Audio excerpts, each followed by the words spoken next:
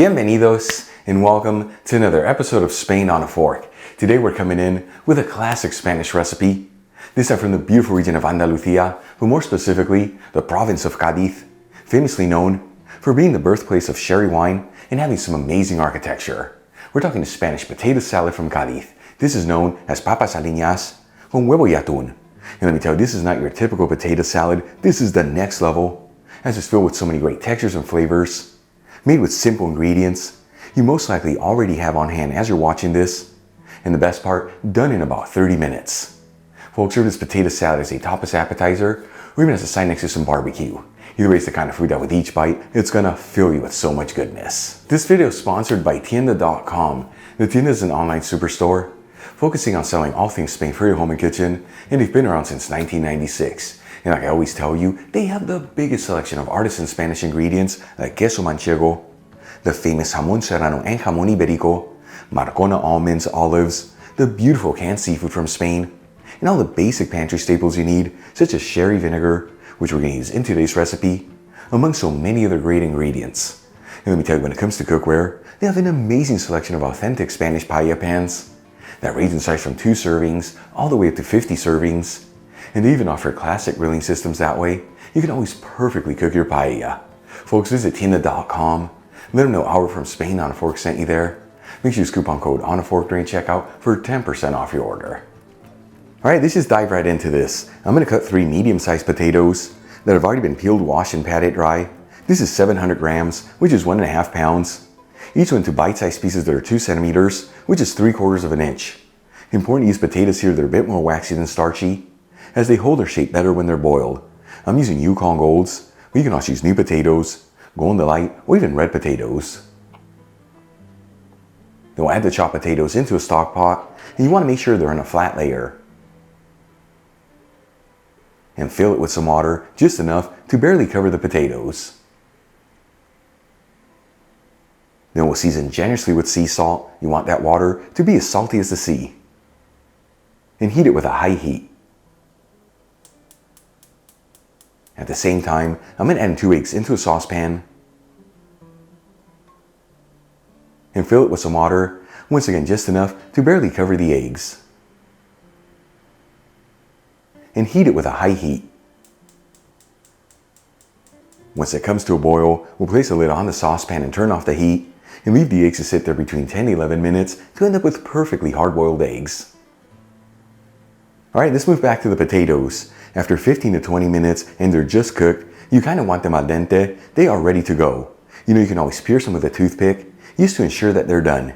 If you see that yours need more time, you simmer them for a bit longer. But I tell you, you don't want to overcook them, otherwise they're going to start to break apart. At this point, I remove the stock pot from the heat and drain the potatoes into a colander and rinse them under some cold water. This is going to stop them from cooking.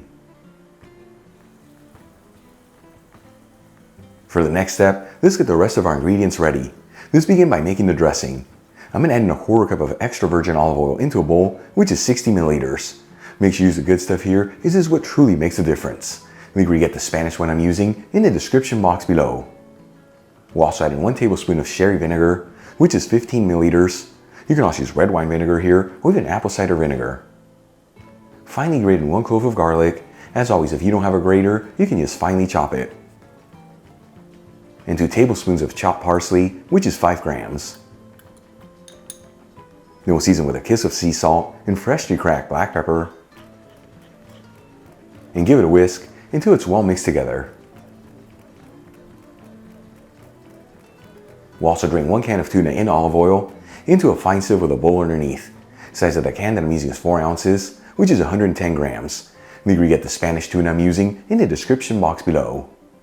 And we'll gently flake the tuna.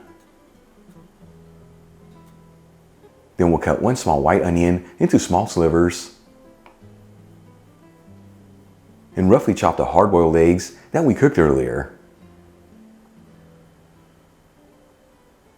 For the final step, let's assemble our dish. I'm going to add the potatoes back into the stock pot, along with the drained tuna, the chopped hard-boiled eggs, the sliced onions,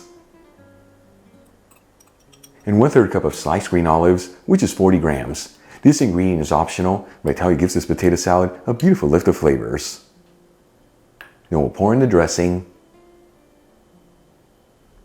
and season everything with sea salt and freshly cracked black pepper. And we'll gently mix it until it's well mixed together.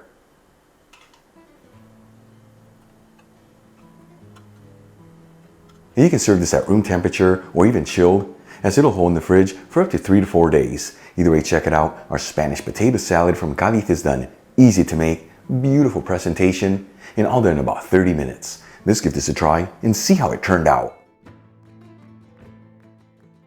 Once again, folks, patatas aliñás con huevos y atún, a recipe from the beautiful province of Cádiz. Here we go, big bite.